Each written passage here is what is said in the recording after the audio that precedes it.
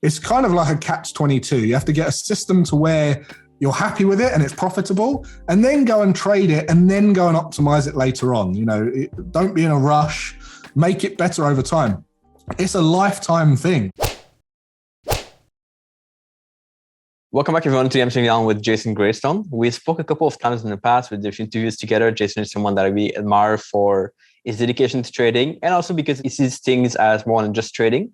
So he has a whole approach to becoming financially independent, becoming wealthy over time. So how's it going, Jason? It's going really well. Yeah, it's always good to catch up. I think this must be the third time or maybe the fourth time. Yeah, third time, I think. Third time. So it's definitely good to catch up and see how you progress over time. One thing I'm curious about is what's been going on these days? What's new since we last spoke a few months ago? What's new? Well, I mean, in terms of the world, there's lots new, right? There's lots of people going into crypto more now. There's NFT space. There's the metaverse. The world's changing fast.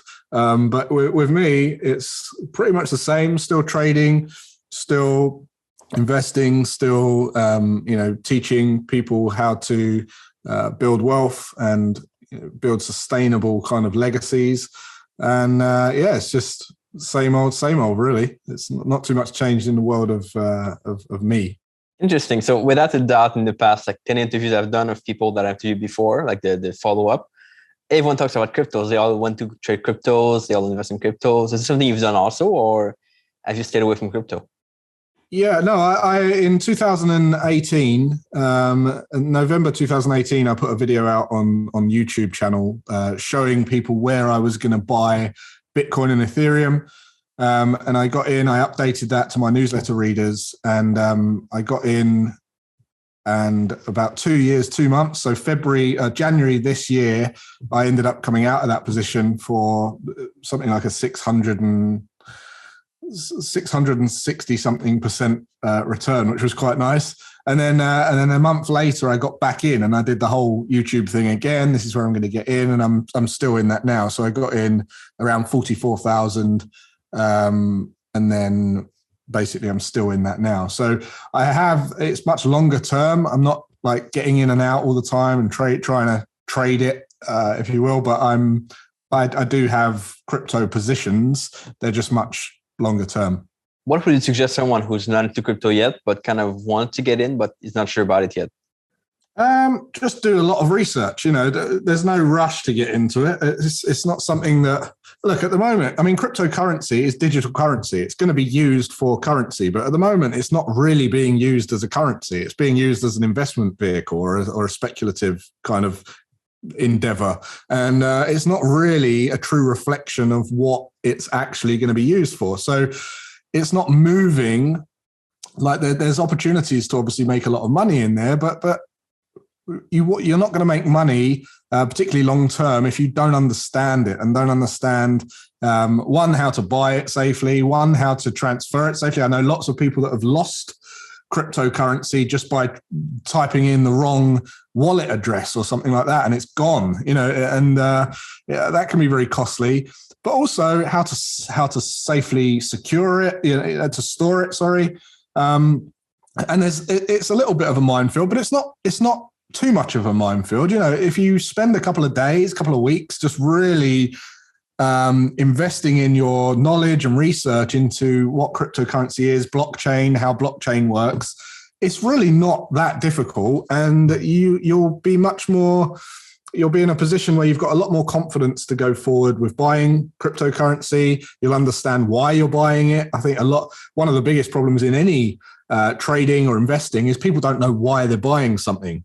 So you really want to give yourself that level of knowledge before you go into any investment, in my opinion. So my advice would be just read up, do your research. Just, there's plenty of information, good information out there where you can do your research. So just do that before you ever put any money at risk.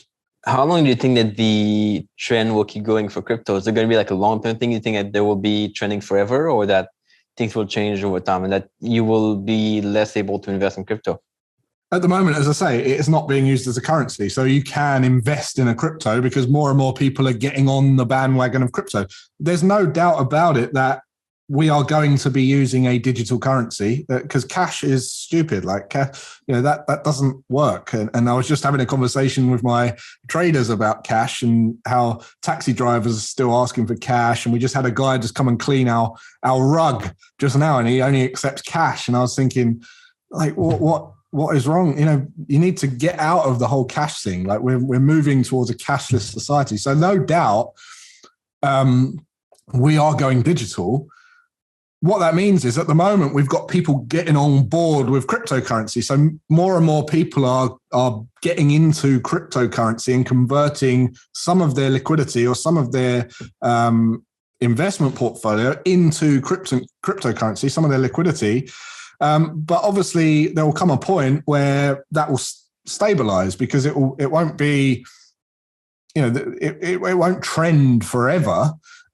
Because then it will start to be used as a currency. So it will start to dynamically move like any other currency market against other currencies. So yeah, you can definitely, there's a tiny percentage of the world even know about cryptocurrency properly to invest in it. So I mean, to us and to me and you are in this space, it just feels like, everyone's talking about it. But in actual fact, not most of the world don't really know or understand it in any sort of way. So there's still a long time before I think it levels off and starts being used as a real currency. And there's so many of them as well. So, that's going to have to be, I think we're going to see a lot of government coins come out, and then that's where we'll see the demise of all the kind of the crap coins.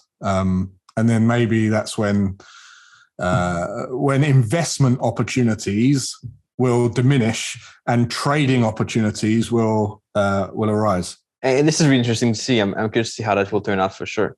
Now, we discussed last time about your trading and like the place it has in your whole sort of financial system, in terms of like, you don't just trade all your capital, you don't just invest all your capital to cryptos. So I'd like you to maybe just explain and recap again, how is your trading compared to like your overall financial situation, in terms of, do you invest all your money into cryptos, or what part is trading in your overall financial freedom? Oh yeah, so crypto for me is considered a high speculation. In fact, any one asset is a high speculation for me. So what I do is I have levels of investment, and they go from the most passive to the least risk, to the least leverage, to the least returns, to the least skills, right up to the highest skill, highest leverage, highest, returns, highest risk. And I allocate my entire liquidity across that pyramid, if you like. So like when I invested in Bitcoin, for instance, I put in literally just under 1% of my total liquidity that's being managed. And that is kind of considered a punt. And the reason I do that is because I don't care if I lose that money. It's going into something that I expect to be gone as soon as I put the money in. Obviously, it's still educated. It's an educated punt, and it fits with my overall portfolio management. But the point is, I want to keep most of my money in low risk passive investments, and then I want to allocate portions of it to ever higher degrees of risk, so I can accelerate my wealth, but as well as not risking it and seeing it all crumble over a period of time. So my investment portfolio is very much built up of anything from index funds to ETFs to large cap stocks, a few medium cap stocks. I'm an angel investor, so I invest in startup businesses as well. And then I've got, in my speculation side, obviously I specialize in Forex markets. So I trade a big portion of that in Forex, and then I trade in some other asset classes, and then crypto, which is a new thing. And then I could just take like a tiny little portion of my speculative allocation and just say, do you know what, I'll put it on red in the roulette table. But I know that if I do that, it's not going to affect my entire wealth liquidity system. So the reason I've started talking a lot more about this is because I was working with so many traders, And trading's just another business. So, most business owners don't know how to manage their money. They're great at business, great at making money, but they don't know how to manage it. So I went to Vegas a few years back and I met this trader and he was doing 7 figures for a prop firm. It's a prop firm that probably you and I both know. And he had no money. Like, he literally had zero money. He was a trader doing 7 figures a year, had no money. So I realized, like, it doesn't matter if you're a trader or a cake maker or a dressmaker or whatever, or a car manufacturer. If you don't know how to manage your money, you're not going to be wealthy. It's as simple as that. If you don't know how to build wealth, you're not going to be wealthy. So I started kind of talking more of, this is how you earn money, but this is how you manage it to build long-term sustainable wealth and reach financial freedom, because that's everyone's goal, right? So I've been talking a lot more about that over the last few years. Have you done this for a long time, or is this something you've kind of implemented in the past few years? Or have you always been like this, where you have a small portion for trading and the rest for other things? Oh, yeah. Yeah. When I started trading, I mean, I don't know if you remember I think I was on your show probably 5 years ago, maybe, for the first time. Yeah, something like that. Yeah. Yeah. So when I was speaking there, I told you the story about, I had already invested, I was already building a business, and then trading was the last piece of the puzzle. It was the bit what I needed to allocate, like 30% max, between 20 and 30% max of my total liquidity to put into trading so I could replace my income. And that's what I did. I managed to do that after a period of time. And it's always been that way for me. It's always been a smaller portion. And I recommend to anyone, because the thing is, it's very volatile. So, you can go for weeks, months without making a profit. You could be in a drawdown for weeks or months. And, when you're trying to feed your family with returns like that, it can be very, very stressful. So, for me, it's about acceleration and growth rather than, survival money. So it's always been that way for me. And what I teach now is basically what I did from 22 years old to 29 years old, the exact process. How to structure your finances, how to structure your investment allocations, how to deploy cash in different environments, and then how to use the whole liquidity system and trade it as one, so that you can generate the returns that you need to replace your income. And I think definitely more people need to understand this, because it's not just about like one thing you do and then you make all your money with that one thing, because that's risky. Like you said, you could have an issue with that. You could lose your account for some reason. Then you're stuck with like no income from one day to the next, and that's bad. Yeah. And I think we see it in all markets, not just trading, but you go and see someone speaking on stage talking about real estate, and you think that real estate is the one thing that's going to make you rich, but it's not. There's so much more to it. Managing your money wisely is how you get rich, not winning the lottery, right? Otherwise, all the lottery winners wouldn't be broke, but they are. He didn't build the skills before to manage the money. Now, what do you do with trading profit? Is it something that you withdraw and you spend, or do you keep them just to compound over time, or how do you deal with that? Yeah. So again, it's completely dynamic. It's depending on what my motivation is and what my life is doing at that one time, or what the markets are doing at one time, I will distribute allocations and different portions to different areas of my investment structure, depending on what I'm doing. So, for instance, when we went into lockdown in March last year, I shifted my trading allocation from 20% to 40%. I had 40% of my total liquidity in my Forex account, because I was just at home. A lot of the stuff that I was doing normally was kind of closed down. There was no opportunities to invest in anything else, for me anyway. So I was focused on trading, and that's when I had my biggest day. In April the 3rd last year, I had my biggest trading day ever. And then what happened is because I had that big trading day, I then kind of moved my capital around a little bit more, and I put some into some other investments. Like I invested in another startup and worked with them. Now property is something that I've never really been into, but now I've had this property situation come up in Portugal. So now I shift some capital around to put there. So it's about managing my portfolio as one and moving the capital around for maximum growth, maximum efficiency, and minimal risk. So Yeah, it just depends on what the motivation is at the time. What would you tell someone who say like, oh, trading is my passion, they only want to do trading? How could they diversify their income into different ways that are less risky than trading? If you want to do trading full time and you want and you love trading, absolutely you can. First of all, if you just want to do that and you just want to trade and you love it, well, one, you've got to have an account big enough, so you've got to focus on getting the account size to cover your.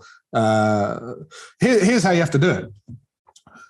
You need to work out what your lifestyle costs are, and then you need to basically have a monthly ideal cost of living for your trading or for your lifestyle. And then you want to go out there, prove to yourself that you can trade a system that generates a certain percentage return over a long period of time. So don't look at the week, don't look at the month, look at the year, look at the 12-month percentage return that you're going to get on year. If you've backtested a system, maybe you've got 10 years of data where you say, well, the average return on year is whatever, right? Then you've got something to work from because you just know how much capital you need to take a percentage of that to divide up into 12 to cover your monthly living costs. But again, you have to allow for, you don't want to take all the profit out of your trading account. You need to at least, like I would say 50% maximum, take the profit out because you want the account to grow and build. And also you want to withstand any like abnormal drawdowns without it being detrimental to your account. So then you've got a figure. Then you go, right, okay, well, if I make 30%, 40% a year, I know that based on this much, that equates to this much. And then if I divide that by 12 and take half of the profits, I know what I can afford to take home monthly. And if you can't afford that right now, then you're going to have to consider supplementing the income another way. And if you're really passionate about trading, then go and do a trading blog or trading education or trading signal service or something that's going to still keep you trading, doing what you love and generating more income streams. I think there's a lot of stigma and bad press around generating more income streams. Like a lot of people say to me, well, if you love trading and investing so much, why are you teaching? Why don't you just go and trade? Because I love wealth building. I'm going to have as many income streams as possible so I can grow my wealth like as big as I possibly can. And that's the reason. And I think a lot of people, they don't limit their expense streams and their outcome streams, but they limit their income streams. And I don't know why they do that. Like I want to have as many as I possibly can. So I'm all weather, I'm diversified. And no matter what happens, if I can't see and I can't trade anymore, well, guess what? I've got income coming in from somewhere else. So it's very wise to build multiple streams of income. That's very, very true. And something I've been talking about for a long time. And for some reason, people like the idea of making only one thing and being good at this one thing. Like if you trade successfully, then you good at that and you should just do that because it's good for your ego, I guess. But it's not good for your wallet in the end. So no, it's not. And as you want to be diversified, if you think you're a good account manager or a good trader, one of the things you need to understand is risk management. And what part of risk management is diversification. And if you think you can become good at diversification, but not diversify your income, you're not good at diversification. Like you need, if your fingers, you need your fingers to trade and you need your eyes to trade. Well, what if you lose your hands and go blind? Well, then you've done a really bad job at diversification and risk management. So build as many income streams as you can. Like, and if you're really passionate about trading, there's plenty of income streams that can supplement your trading whilst allowing you to keep trading. Right? YouTube channel, education, podcast, signal service, like teaching people, coaching people. As long as you've got the results to back you up, people are going to take you seriously. Yeah, you can build the EAs, you can just create software if you've got a coding also, for sure. Software, yeah. EAs, everything. You've been posting a lot more recently on YouTube about sort of personal development and like being able to become financially free.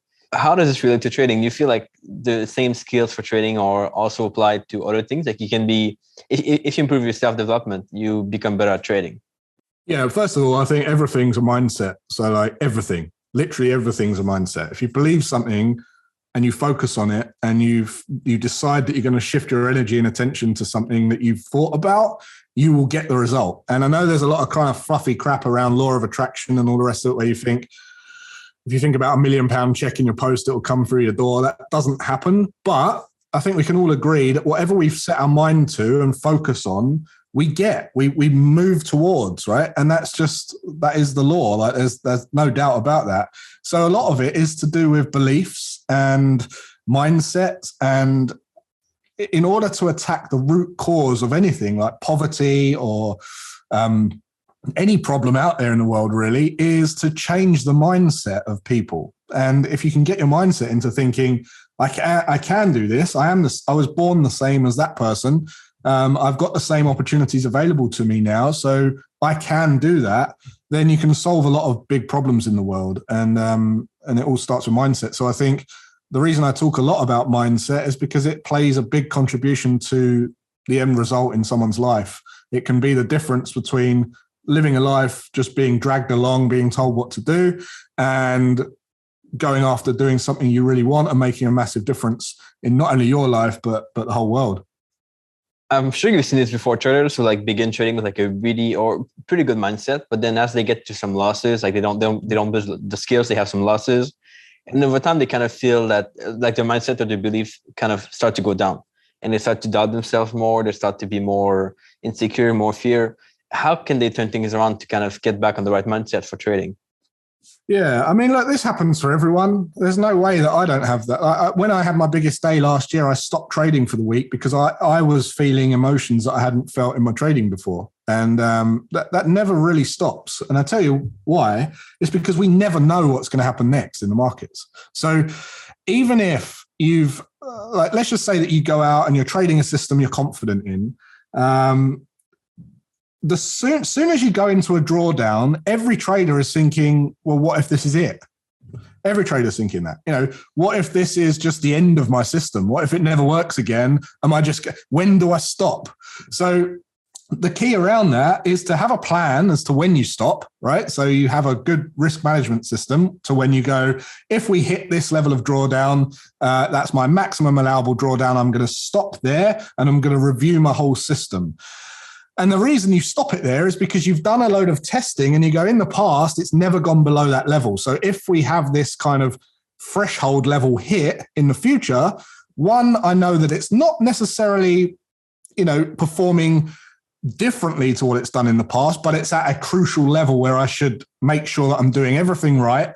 I'm not making any mistakes. I'm not missing any trades. I'm not, I'm not making any errors. I'm in every trade that I should be in. And then I can review that. And if I am, then you make a decision. Well, okay, I should be closer to a winning streak now. And you carry on, or you stop and you go, right, this isn't working. I need to review the whole thing. I've been doing everything I should. I haven't been missing trades. I haven't been making errors. I haven't been taking profits early. So now I need to review the whole system. And then you stop. And guess what? You haven't lost any more than 10%, say. I don't know anyone who's happy to go more than 10% of their whole account on a drawdown. I wouldn't personally want that. But you have the plan there, and the plan and the testing and the backup, that's all we've got really to keep us emotionally stable enough to go into those times of unknown, because we never ever really know what's going to happen next. So have a back-tested plan and have a risk management plan that tells you and keeps you calm in those times. And the other thing you can do is get around other traders that are professionals, people who are just going to give you that confidence that, right, well, they're sticking with their plan, I'm going to stick with my plan, kind of thing. Just being around like-minded people to keep the communication high. Because if you're on your own, there's no one watching you.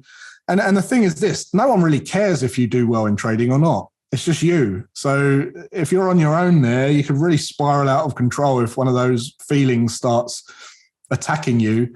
So it's best to just get around people, open up, go, look, I'm really struggling with this, and just communicate. It's no different to any kind of anxiety, really. Thinking that something should be a certain way and it's not, and you've got no one to talk to. Get around people.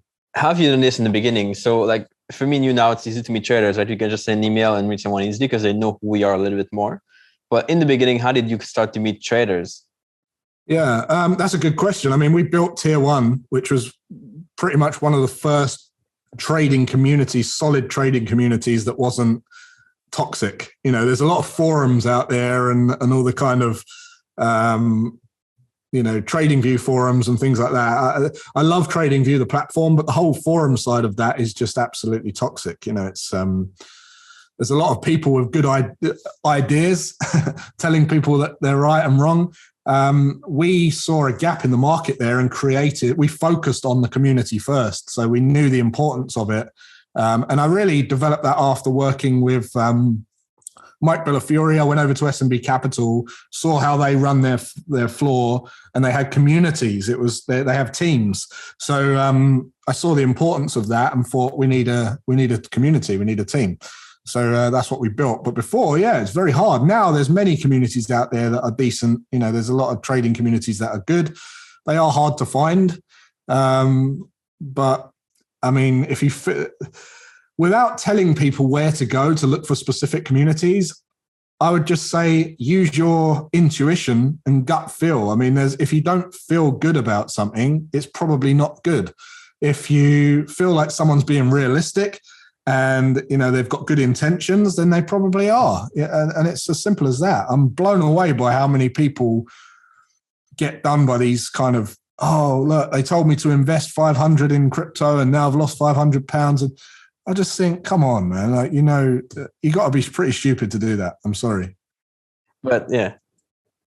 You have. And look, at the end of the day, you haven't lost £500. You've actually earned a lot more because you've learned a lot of lessons from doing that, and you're not going to do it again. So that's a good lesson. Good way to see it, of course. It's a good mindset.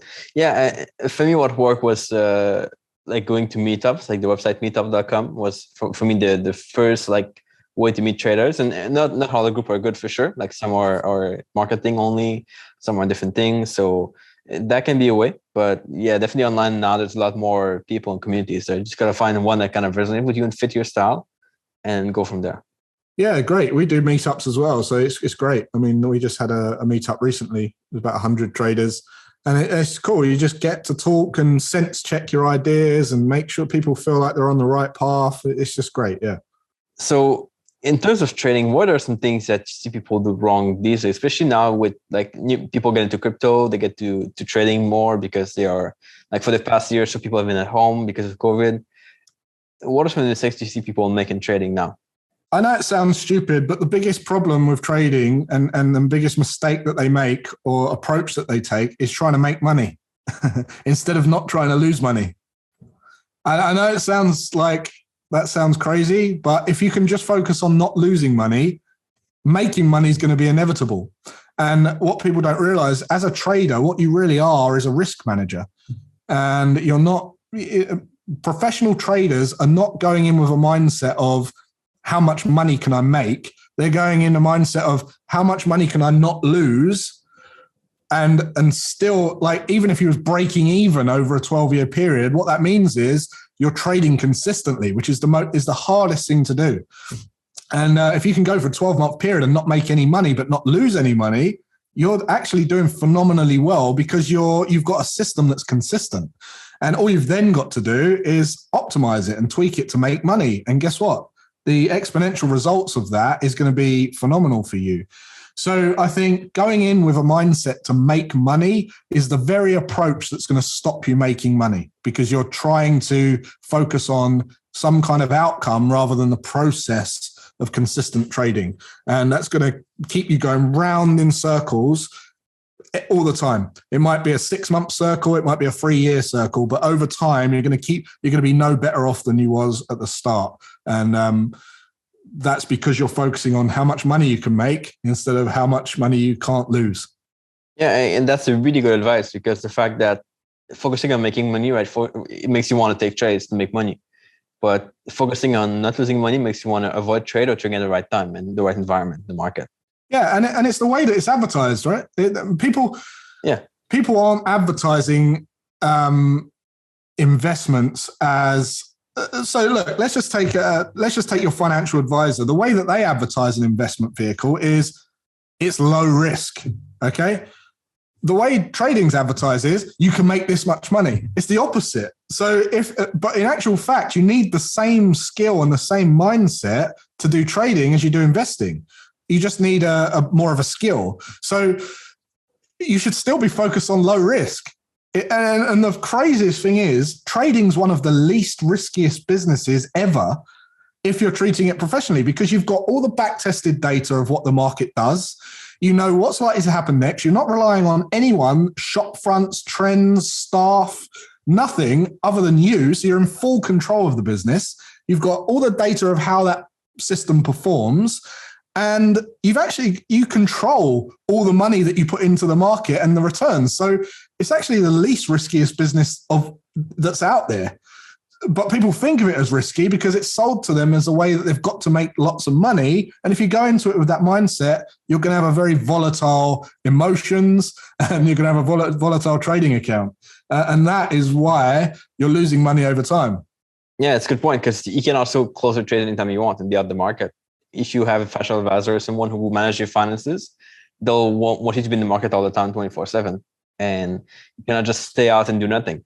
And actually, you can risk how much money you put on any one trade as well. So like, you don't have to risk lots of money. You don't have to risk a large portion of your, position size of your account. So it's all on you. So if you you feel uncomfortable with how much money is at risk, you're risking too much, which means you're rushing. You're trying to earn money. You're trying to make more money quick. It's going to be hard for a lot of traders to listen to this, because I know a lot of traders listen to this. You're doing it, and you're going, "Oh, this is me." This is me, and I'm telling you, you need to shift your mindset. It goes back to mindset again. It's a mindset thing. It's a decision thing. Yeah, you're someone who's really realistic. So people who want to do it for a living and want to make it work actually will definitely listen to your advice for sure. So that's a good thing, I think, because there's way too much unrealistic expectations out there and very few realistic people. Unfortunately, it's normally like a 3-year cycle that people go through before they go, "You was right. I should have listened to you in the beginning." It's like telling your kids that they should eat their carrots, right? And they're like, no. Or don't run around because you're banging to the table. And then when they grow up and they have kids, they're like, "I should have just listened to my dad, now I'm telling my kids to do it." And it's just one of those things. You just have to go through it because no one wants to be told. Everyone thinks they know best. And all we can do is just share experience from our own experiences and hope that people take a piece of it and listen. Interesting. Do you see the opposite? The people who take it way too slow in trading, like they want to back this for like many, many years until they finally start to like go on a demo account or something? Yeah, there's a danger in that as well. I mean, I've seen people become obsessed with trying to create this kind of zero loss system. So they'll backtest something and then they're happy with it. But because they've put all that work into backtesting and they think, wow, I can actually control my outcome here and what my future will look like because I've created this system, then they become, what if I can squeeze another few percent? Or what if I do this and do that? And what they end up doing is creating this system that's so high win rate, but they never get any opportunities because it's like they need the stars to align, right, to the thing to play out, and that never happens. So then they get deflated. Then they're like, oh God, like I'm never getting opportunities. This is never going to be for me. I'm not going to earn enough money. So yeah, that's a danger as well. It's kind of like a catch-22. You have to get a system to where you're happy with it and it's profitable, and then go and trade it, and then go and optimize it later on. Don't be in a rush. Make it better over time. It's a lifetime thing. Like my trade, on the dollar yen particularly, is something I test and optimize every single Christmas. Every Christmas, I spend about 2 weeks just testing new things on the dollar yen. And my goal is to become ultra aggressive on the dollar yen, attacking it with various strategies, depending on what market situation we're in. I've got a strategy for it and I'll be able to trade that eventually. Can I do it now? No. Like it's something that maybe in 10 years, I'll be like where I want to be with it, but it's continuous. It's a continuous journey. Here's a question I get a lot. People who back this and then they go live, or they go, probably live or demo, whichever. And the result they get is completely different from the back test. What do you think happens and how can they fix this?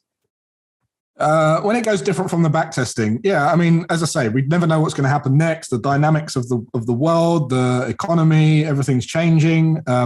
New asset classes, people putting money into different things, and that can affect the markets for sure. But really, what it boils down to is a couple of things. One, it's either you making mistakes and you're trading differently. So first thing I would iron out is the fact that you're trading exactly to the letter of the system that you planned and developed based on historical data. Because a lot of the time people miss trades, or they go, oh yeah, well, I come out of that trade late, or I took a bigger loss on that one. Because I say, well, did you make any mistakes? And they're like, oh, actually, yeah, I made this mistake and I missed this trade. And, oh, there you go. If you didn't miss those, what would your return be? And they'd be like, oh, it's much closer. So you really have to be honest with yourself and admit when you've made a mistake. It's like people that track their calories when they're losing weight, and then they don't track when they eat a cookie, and they go, I won't track the cookie. And then they're like, well, why aren't you losing weight? And it's like, oh, well, did you have a cookie? Well, yeah. Oh, there you go then, right? So a lot of it is to do with that most of the time. But then when the market's dynamically changing, you want to have a way of just reviewing what's going on, because really it all boils down to human behavior anyway. Like if you look at any chart, all it is human behavior. That's what it is. It's what humans are deciding to do in the markets. That's what every chart is. So the beauty of that is you've got an open display of how people are reacting and how people are making decisions. And that's transparent for everyone to see. Now, human evolution, human psychology hasn't really changed for about 3,000 years. So it's not just going to drastically fall off the cliff. We're not just going to completely change into, well, we might in the metaverse, right? But we're not going to completely change like who we are and how we behave. So don't panic is my advice. Don't panic. Like yes, something isn't quite going how you thought it would, but guess what? You haven't got to completely reinvent the wheel. You've just got to go and look at what happened in the last 12 months. And do you need to give stop losses a bit more breathing room? Did you take profits a little bit early where now you can take more extended targets? Do you have to be a bit more aggressive now? Because are the moves playing out quicker than they were before? So instead of waiting for a confirmation of a double top or something, is it now a 3-bar reversal or some tweezer tops? So you can go and ask these questions and see and start testing different things. And I promise you, there's going to be a way of making it profitable. I think going back to your question earlier of what the biggest challenge is, I think one of the biggest things is people think that you can just get a strategy and go and trade it profitably forever. That's not the case. Every trader that I know who's successful has developed a system that suits them, and they are constantly working on refining that edge in that system. That's it. So being a successful trader is an ongoing thing. It's not like something you master and then I'm a trader now, I can just trade this thing forever, never journal it, never keep tabs on it, just keep doing the same thing. Because what you find is over a period of time, any system loses its edge, or it moves slightly, so that if you're not keeping tabs on it and you're not journaling it and optimizing it, what's going to happen is you're going to experience what we call death by 1,000 cuts. It's like that person stealing £10 out of your till every day and you're not knowing who's doing it. And then all of a sudden you've depleted your till. That's what happens in your trading account if you don't keep an eye on it. That's a good way of putting it for sure. Now, the other thing we have to talk about too is like the number of trades you take. Like you might backtest for 100 trades, but then if you take 10 trades in live after, it cannot reflect the same thing. Like you can have 10 losing trades easily. That's nothing. Absolutely. So unless you've been taking many trades in live, you're going to say, oh, it's not performing.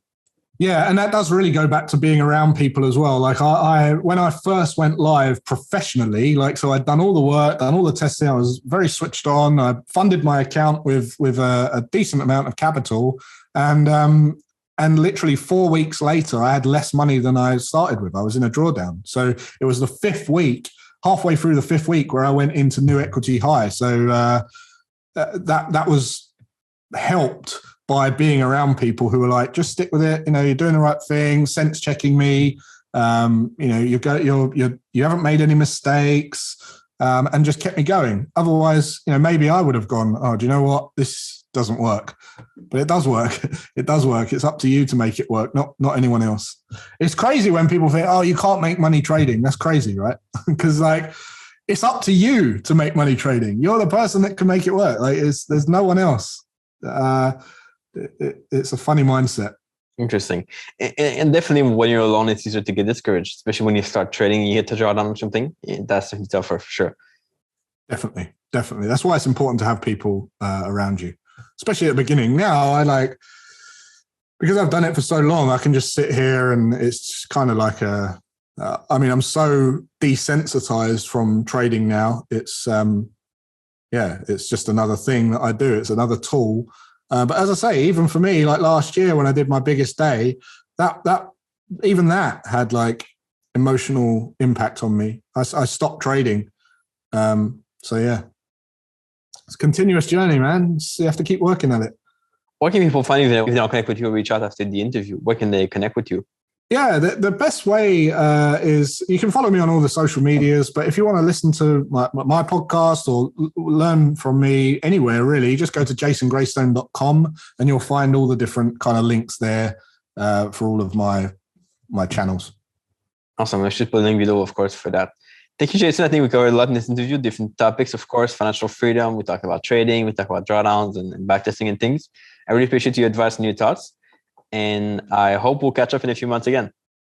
Yeah, man, it's always a pleasure. Thanks for having me on.